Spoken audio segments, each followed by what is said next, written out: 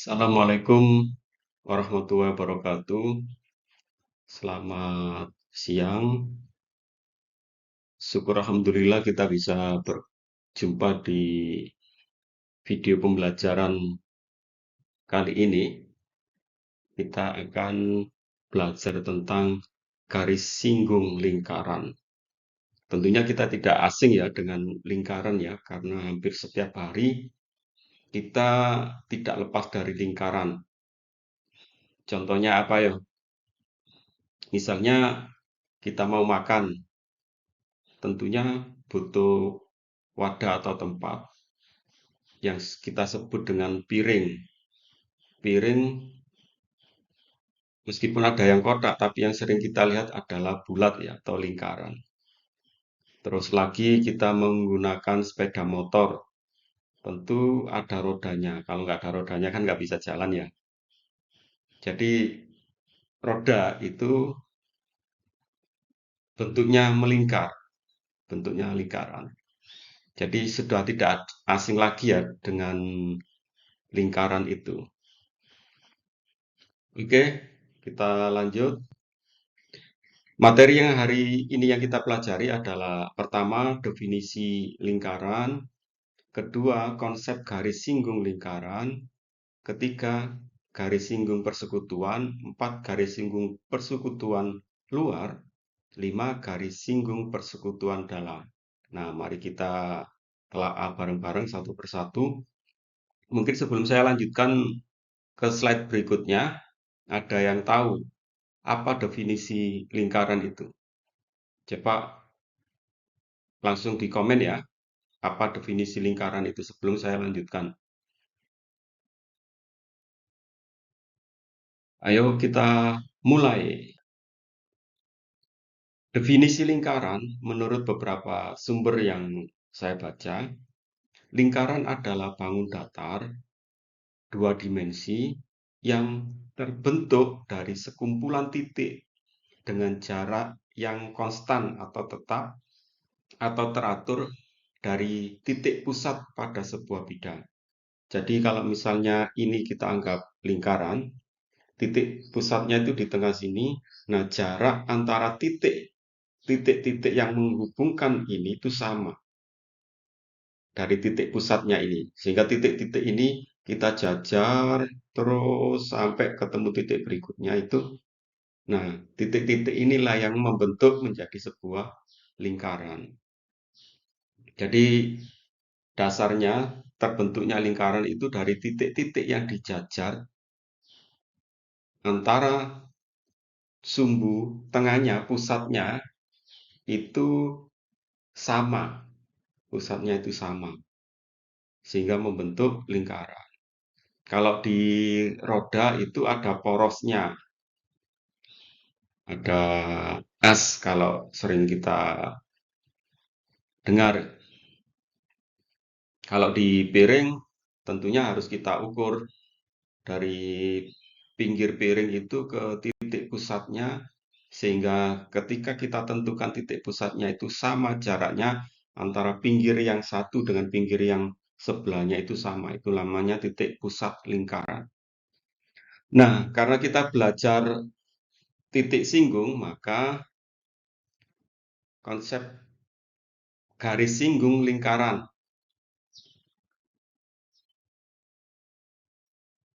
Konsep garis singgung lingkaran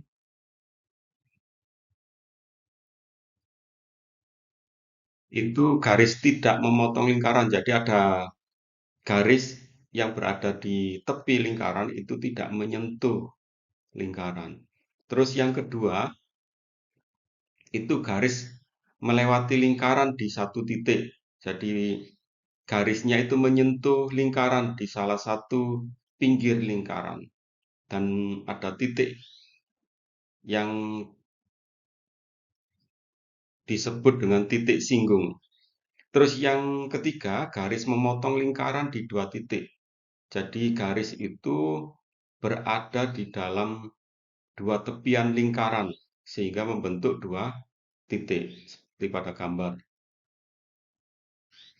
Ini ya, dua titik ini. Nah, Definisi garis singgung dan titik singgung lingkaran. Garis yang melewati atau menyentuh sebuah lingkaran disebut titik.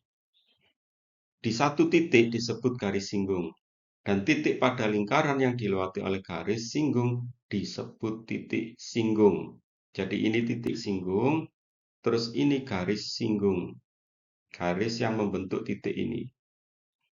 Oke, bisa dipahami ya. Jadi antara garis singgung dan titik singgung. Garis singgung ini, garis ini yang menyinggung di pinggir lingkaran sehingga menghasilkan titik yang bertemu antara pinggir lingkaran dengan garis.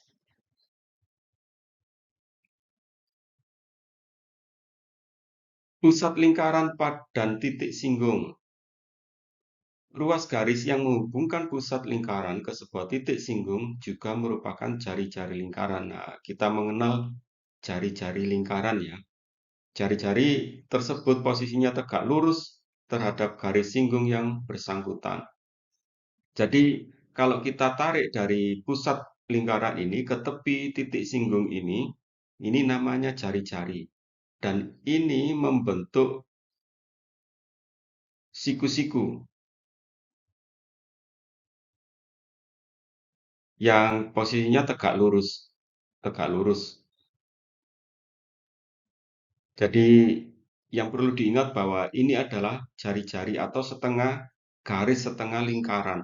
Kalau full begini misalnya dilanjutkan ke sini, ini namanya dua jari-jari atau diameter. Oke ya, bisa dipahami ya. Nah, contohnya penerapan konsep garis singgung pada lingkaran. Rantai pada gear sepeda yang membuat sepeda bergerak saat dikayu. Nah, itu ada persinggungan antara rantai dengan gear depan dan gear belakang.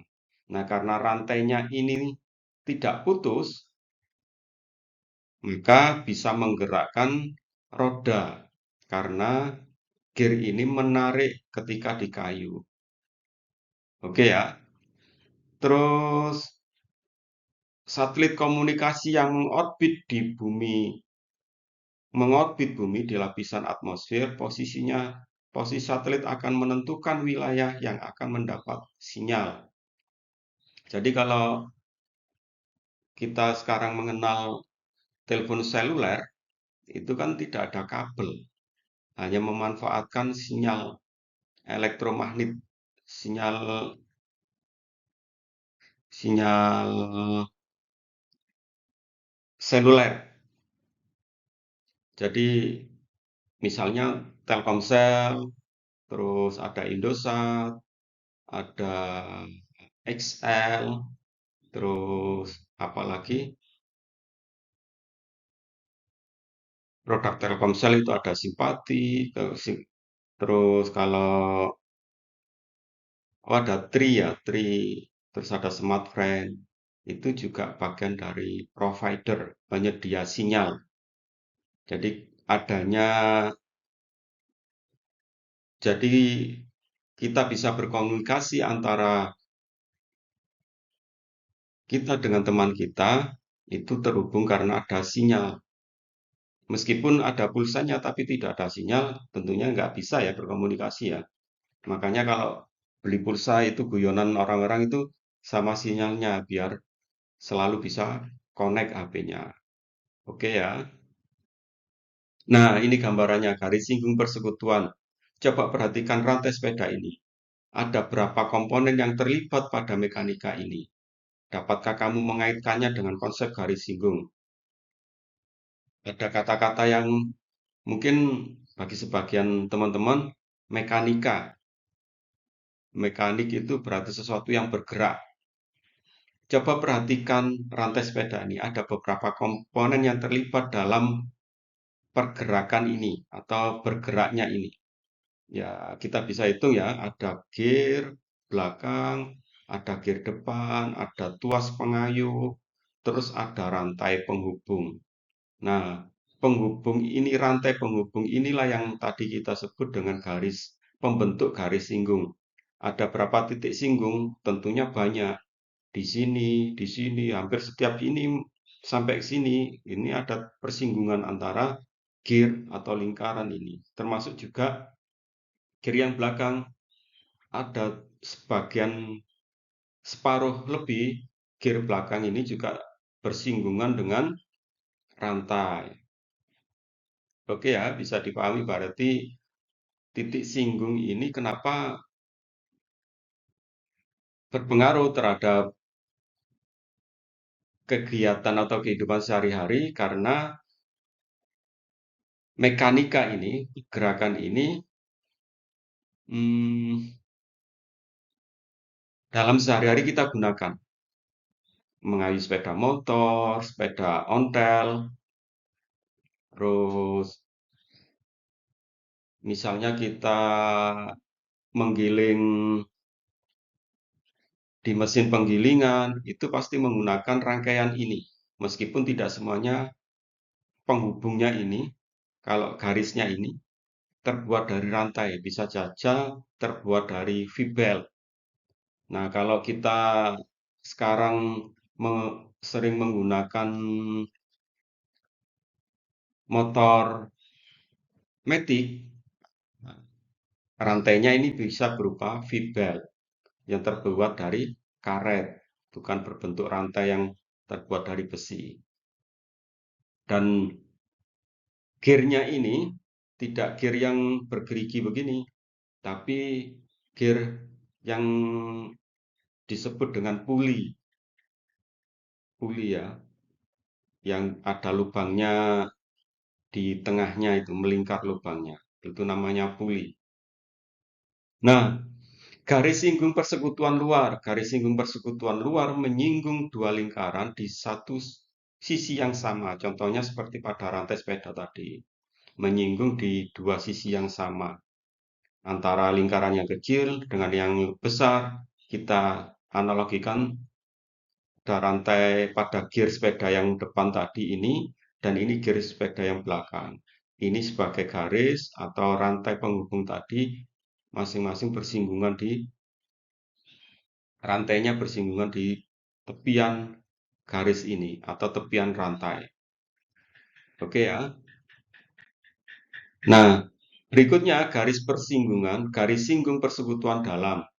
Garis singgung persekutuan dalam menyinggung dua lingkaran di sisi yang berbeda.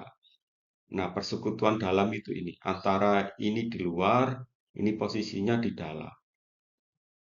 Tidak berada di sini, sama-sama di luarnya.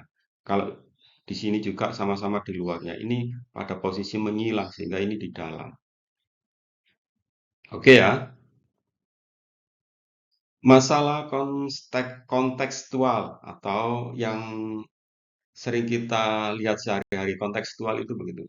Yang ada saat ini. Masalah satu, mercusuar adalah sebuah bangunan menara yang berfungsi untuk menembakkan cahaya di malam hari ke laut lepas. Cahaya tersebut berguna untuk membantu navigasi kapal laut. Panjang jari-jari bumi adalah 6.371 km. Jadi bumi yang kita tempati sekarang itu, kalau misalnya bumi itu bulat, tentunya ada titik pusatnya. Nah, ketika titik pusatnya itu kita ketahui, kita tarik ke pinggir bumi itu, jaraknya 6.371 km. Berarti berapa ya? 6.371 km itu ya. Ya, sangat panjang ya. Nah, kalau jari-jarinya aja 6.000 berarti kalau diameternya adalah 12.000 kilometer. 12.000 kilometer lebih 12.600 kilometer. Itu jari diameter bumi yang kita tempati saat ini. Sebuah puncak mercusuar berada pada ketinggian 100 meter di permukaan laut. Berapakah jarak maksimal cahaya yang dapat ditembakkan? Nah, ini kita coba hitung ya. Seperti apa? Kita buka slide berikutnya. Nah, penjelasannya seperti ini. Menggunakan teorema Pitagoras. Nah, kita tahu bahwa ada orang yang menemukan rumus ini, namanya Pitagoras. Pitagoras ini orang Yunani yang menemukan rumus untuk menghitung lingkaran. X kuadrat sama dengan dalam kurung jari-jari plus T tinggi kuadrat dikurangi R kuadrat, kurangi jari-jari kuadrat. Nah, jari-jari lingkaran tadi, bumi tadi 6371, tingginya 0,1. Tingginya tadi 0,1 dikurangi 6371 kuadrat. Hasilnya 1274,21. Nah, karena ini X kuadrat, maka untuk mencari X di akar ya, ini namanya akar. Akar 1274,21. Nah, kita gunakan kalkulator yang ada di HP itu untuk mencari akar 1274 sama dengan 35,7.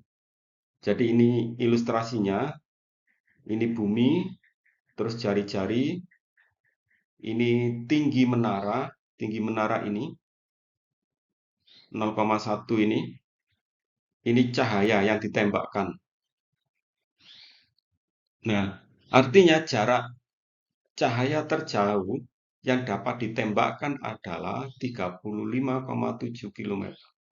Panjang ya. Siapa yang pernah melihat mercusuar?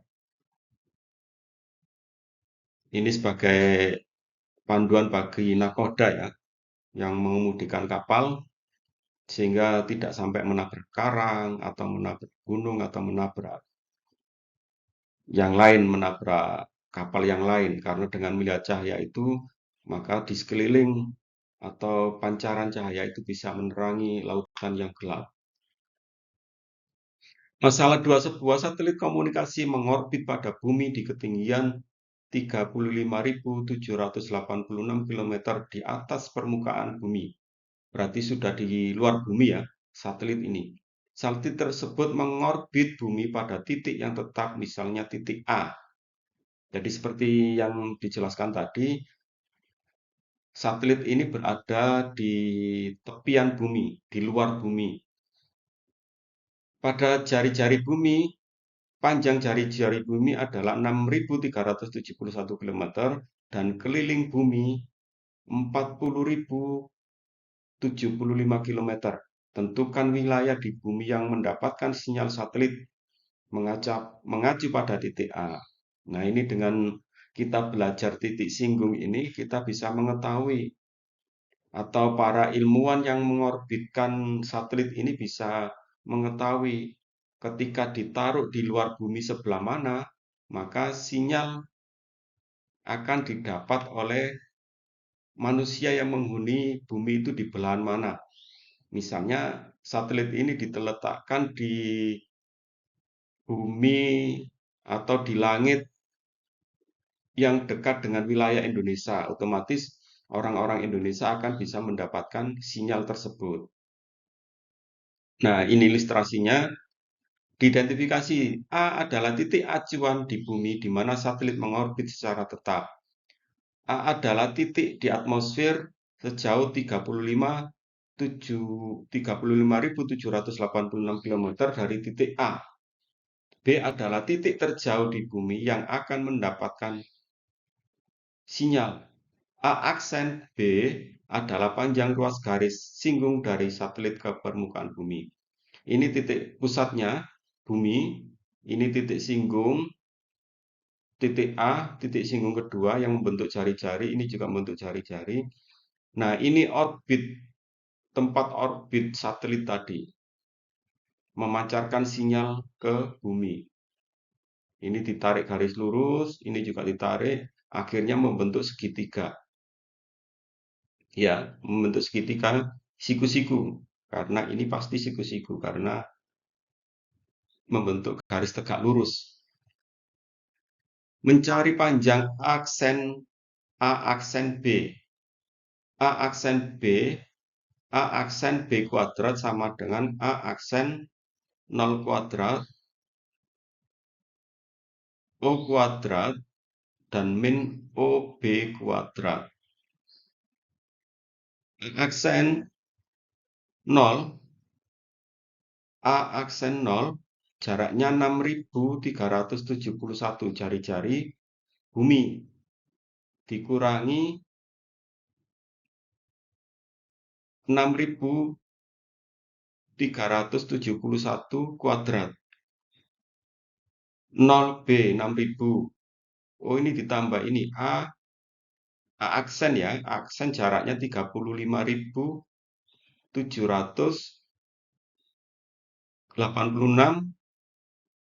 dikali ditambahkan 6.371. Ketemunya 157 kuadrat. Hasilnya 1.736.623.008. A aksen B akar ya, karena ini kuadrat, akar 1.736.623.008 sama dengan 41.672,8. Berarti panjang garis singgung A aksen B adalah A aksen B, yang ini yang dicari, garis singgungnya ini, ketemunya 41.672,8 km.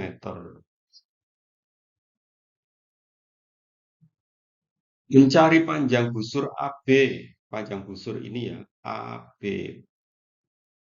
Ini. Nah, ini cos sudut, dibaca cos sudut A aksen 0 O atau B sama dengan 6.371 dibagi 42.157. Cos sudut A aksen 0 titik O ini, titik O B sama dengan 0,151.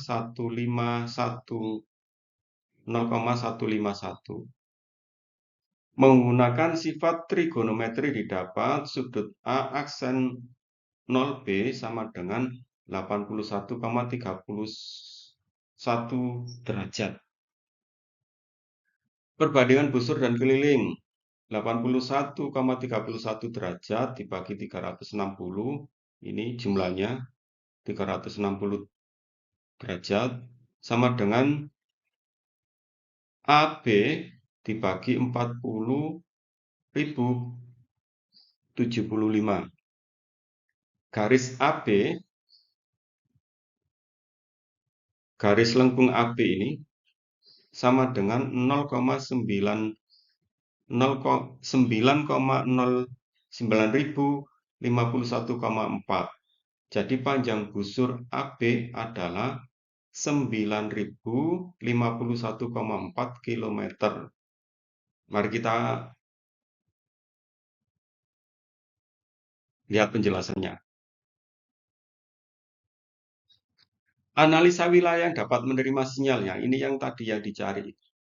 Karena bumi ini 3 dimensi, jadi kita menggunakan panjang busur AB sebagai radius dari wilayah yang akan mendapat sinyal dari satelit. Wilayah yang akan mendapat sinyal dari satelit yaitu wilayah dengan radius 9.551,4 km dari titik A. Dari titik A ini